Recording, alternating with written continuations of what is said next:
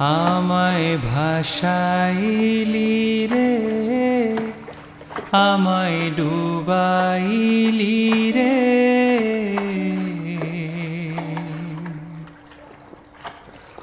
অকুল দরিয়ার বুঝি কুল নাই রে।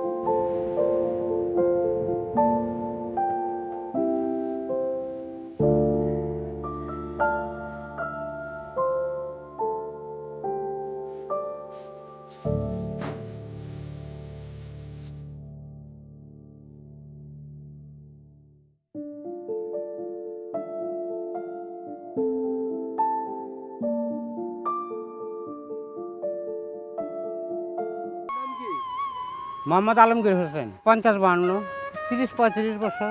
ছোটোবেলার গল্প তো কাকা, আমরা 4-5 জন বন্ধু বান্ধব নিয়ে আমরা তো সবসময় ঘুরতাম নৌকায়।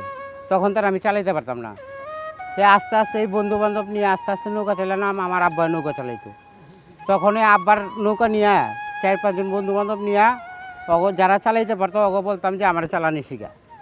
এই আস্তে আস্তে নৌকা চালানি শিখলাম। শিখার পর তো কিছুদিন নৌকা চালাইলাম, তখন মা বাবাই দেখলো যে নৌকা চালানি তো আমার ছেলের জিন্দগি যাবে না। তখন কি করলো, আমাকে গ্যারেজে দিল কাজ করতে। গ্যারেজে কাজ করতে যে লেদ মিস্ত্রি কাজ শিখলাম, 10-12 বছর কাজ করলাম। কাজ করার পরে ইনশাল্লাহ কাজ শিখলাম, কিছুদিন চালাইলাম। চালানোর পরে ওইটাও আমার ভালো লাগলো না। পরে আইসা আবার নৌকা চালানি শুরু করলাম, কারণ নৌকার ভিতরে কাজ করে আস্তে ধীরে এই কাজ করতে করতে এই এত বছর চলে গেছে। তারপরে তো বিয়ে শাদী করলাম, ছেলে পেলে হইলো।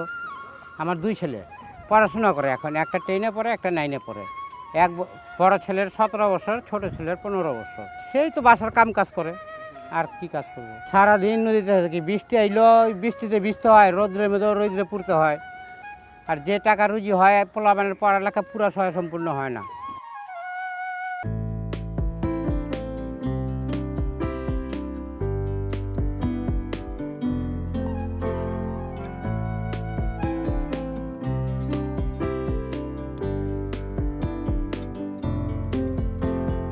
বা ভালোভাবে পারও করছি, আবার অনেক সময় বিপদও পড়ে গেছি। যেমন চলতি পথে রাত্রে, যেমন সন্ধ্যার পরে নৌকা চালাইতেছি, অনেক সময় ছিনতাই হয়েছে, ডাকাতি হয়েছে। ডাকাতিরা মাইরও খাইছি, ছিনতাই বেজে নিয়ে গেছে। অনেক সময় যেমন আপনি প্যাসেঞ্জার, আপনাকে নিয়ে গেছে, যেমন ছিনতাই করে নিয়ে গেছে, তখন আপনি আমাকে ছিনতাইকারী বানিয়ে দিচ্ছেন। এখন ইনশাআল্লাহ ভালো আছি। এখন পারাবার করে রাত্রে এরকম নৌকা চালাই না, কোনো ছিনতাই বাজও পায় না, কারণ রাত্রে এখন নৌকাই চালাই না, ছিনতাই বাজ পাইব কই থেকে। ওই যে আগে ভয় পাইছি, মার খাইছি, এই জন্য আর এখন আর ওই রাতের কাজ করি না, সব যা করি দিনের বেলায় কইরা বাসায় চলে যাই।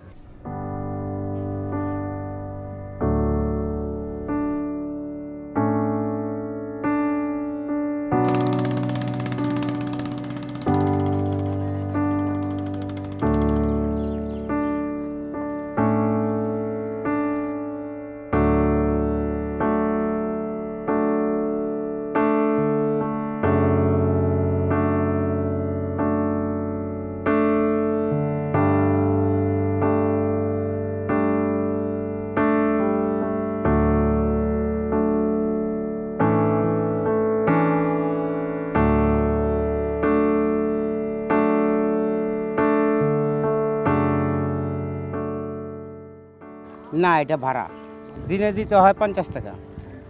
কারণ ওদের আগের অবস্থা অনেক ভালো ছিল, কিন্তু এখন তো সব নোংরা হয়ে গেছে, ছোট হয়ে গেছে। এখন তো নদীতে পানি সব পচে গেছে, গন্ধ আসে। আগেকার নদী আসলে একদম পরিষ্কার পানি, চাইলে ভিতরের মাটি দেখা যেত। জনসংখ্যার দিক দিয়ে দিক বাইরে গেছে, এগুলো সব আগে আমাকে ফাঁকা ছিল, মানুষজন কম ছিল, নদীও ছোট হয়েছে। আগে নদী অনেক বড় ছিল, যার জন্য নদীর পানিও পরিষ্কার ছিল। না, সরকারে বলতেছে এটা ড্রেজিং করে কাটায় এটা বড় করবে, কাজও চলতেছে, ইনশাল্লাহ দেখতেছি।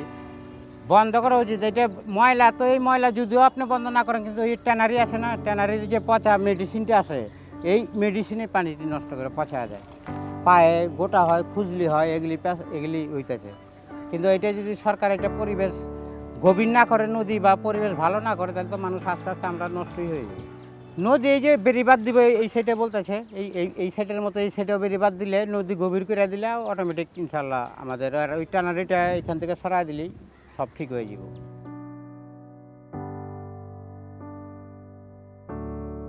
ডাক দিয়াছেন দয়াল আমারে, রইব না আর বেশি দিন তোদের মাজারে। হায় রে, ডাক দিয়াছেন দয়াল আমারে, রইব না আর বেশি দিন তোদের মাজারে।